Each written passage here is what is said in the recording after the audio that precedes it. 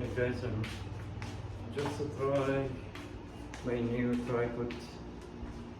Such a weird feeling to have, like take a videos from that distance, but it's really good angle. Welcome home. I just moved to this apartment in last April of 2024 because I'm expecting a new baby. This is how one of, I will not say a typical Canadian individuals or couple life.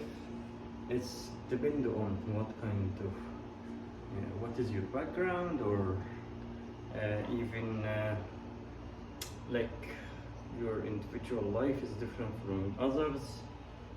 So we Canadian are a mixed people here in Canada.